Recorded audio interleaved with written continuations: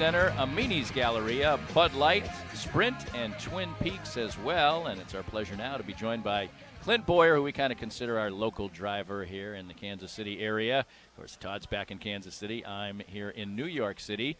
And this can't help but be fun. It's the off season for you. Yeah. You don't have to take things as serious. I know you're the guy who likes to have a good fan. time, you know, Right. and Yeah. New York City is a pretty easy place to have a good time. Now, it's a guy from, Kansas and Emporia, Kansas and things like that.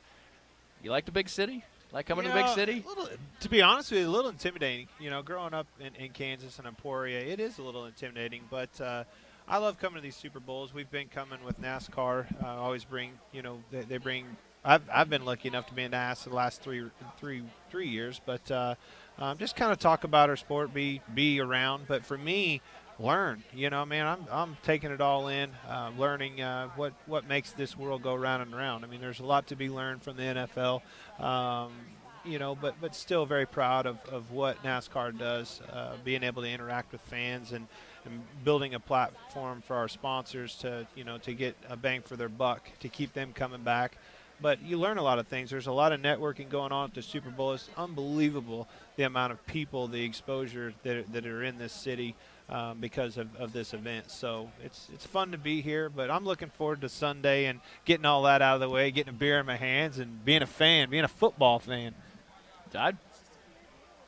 No Todd in studio. Todd is not back there. He misses out on you. I get you all to myself. Where did Todd go? I Thanks a don't know. lot, Todd. That's great. I sure hope he's in his car driving home And he's not. He's there working. and listening, He's there where we working. can make fun of him a little bit or He's something. there. He's there working hard. Of Oh, course, the big news around the Sprint Cup is the really kind of major changes that are being made in the chase for the championship. Much more significance put on wins. If you win a race in the first 26 races, you're pretty much guaranteed of getting in. I mean, obviously, if one driver won each of the 26 races, you wouldn't. But we would have a mess on our hands, but that's not going to happen. But that is not going to happen as well. And then we'll get to the other part of it where there's a lot of cut downs and tension and things like that. First of all, overall, you sound like you're somewhat lukewarm, but understand the changes to create excitement are part of this deal, right? Yeah, I mean, we all understand we're in the entertainment business. Without those fans being entertained and being excited to be there, we don't have a sport. So we all understand that. I mean, is it fair? Is it whatever you want to call it? There's a lot of talk, a lot of emotion, a lot of opinions being formed of what's going to happen. But truth be told, nobody really knows what's going to happen until it plays out maybe for a year or two and we get to see.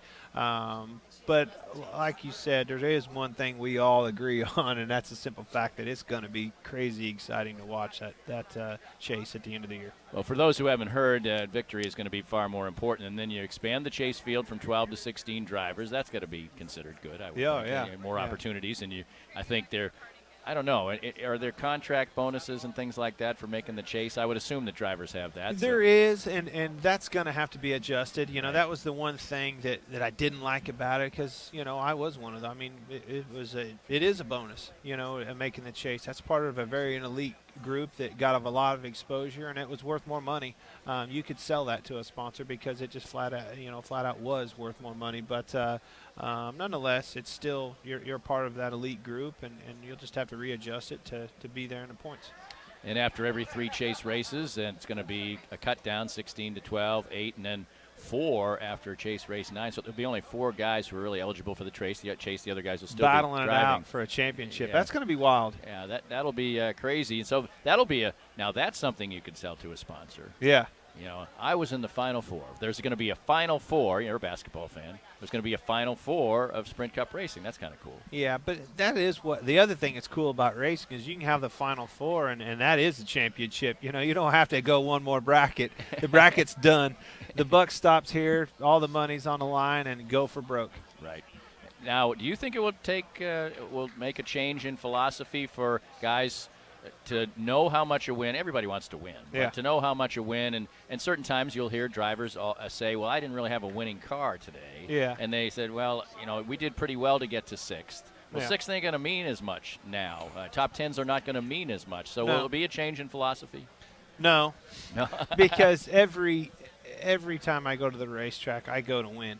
I don't mean your philosophy, but you're thinking some other people's. But you can't change that. I Right. can't. I don't have another gear. I don't have more left in the tank. We all give it our best every single weekend. We take every calculated risk we possibly can, to win. Or else we would be out of business. We wouldn't be, racing race cars. So, the wins are hard to come by, but nonetheless, it doesn't change the fact that they're important. If you can win, you're in. And even more so into the chase. If you can win a chase race, you're automatically going to the next round, and that's big. Clint Bowyer is joining Clint, this is Todd. I'm back in studio. Todd. I apologize for Todd, earlier. My phone rang. He cried out for you, Todd. I know. My phone rang and I answered. I should have answered. I thought it was going to be a longer question. My bad. But I do have a question about this. You said it's going to take a while to figure out exactly how this is going, but have you already started kind of strategizing and trying to figure out what NASCAR is going to do as far as you obviously were right in the middle of some teammate type things last year during the chase.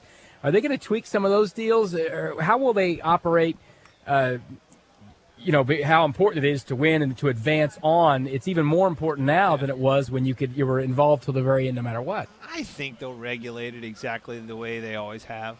I don't see anything in the future coming down that's going to change any of that.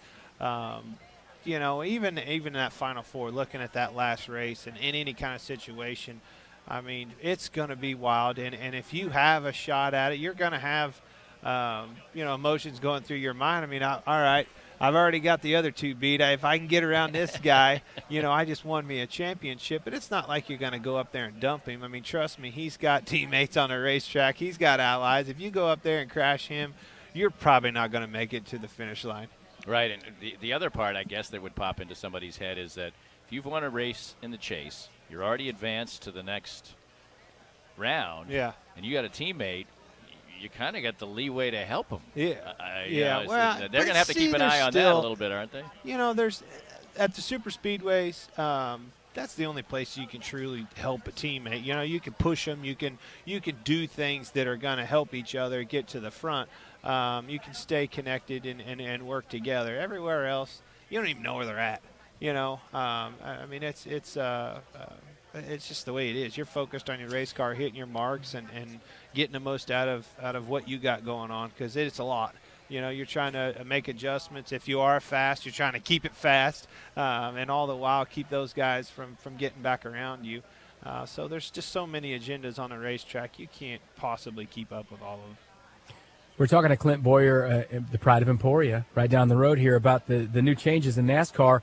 And Clint, this is early on. Like we said, we haven't really studied enough of this yet. But when I first looked at the schedule, I saw him pop up there that Kansas Speedway was going to be after the cut had been made from 16 to 12. Mm-hmm. Do you think each week will be different? Like, if you made those 4 races, now you're still involved for the next 4.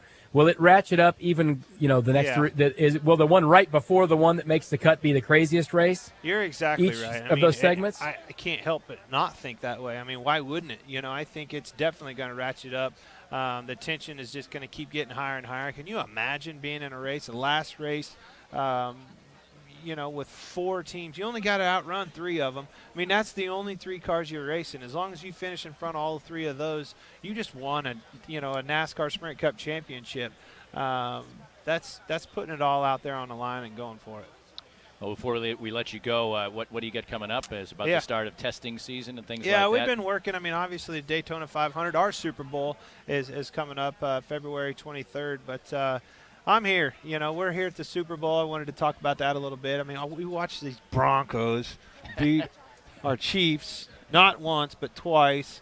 So that being said, I sure hope that Peyton can go ahead and get the job done here. So you, as a Chiefs fan, you're not rooting against. I can justify them beating us if they go on to win the Super Bowl. I guess I can live with that, is what I'm saying. And the other thing, after that Sherman's interview the other week, we can't let him win a Super Bowl. He won't shut up till a year from now. You'll hear it all winter. You will hear. I love it. It was NASCAR. It was a champion, not that guy. Oh, I liked it. It was like Tony Stewart. It was some NASCAR stuff talking about each other. Really. I liked it. I couldn't understand it because that's Tony Stewart after losing. are getting, something happening. Right. I just couldn't fathom, like, what the hell is he saying? They won. I had to rewind to make sure they won. I didn't think I saw it right. I'm like, why is he pissed? Here's what you do. Nobody wants to be challenged. You win the Daytona 500, and then you come out there afterwards, and the girl's going to interview you, and you say, they throw mediocre crap at me like Tony Stewart. What were they thinking, bringing Tony Stewart out on the racetrack with me? Tony Stewart. What were they thinking? It was unbelievable. Now he ended it with LOB, which is Legion of Boom. That's the nickname of their defense. You got to have a nickname for your people, and you got to just say that and sign off, whatever that is. Let me tell you, if I won that, I would just have been celebrating. We tend to pour beer in our heads and have fun in Victory Lane. I don't. That's gonna be a happy interview. I won't be angry. I promise you. There you go. Well, we'll be rooting for that to happen. That's for sure. All right, guys. Thanks. Clint Bowyer joining us here from Radio Row. He's here at the Super Bowl having a good time, and we are too.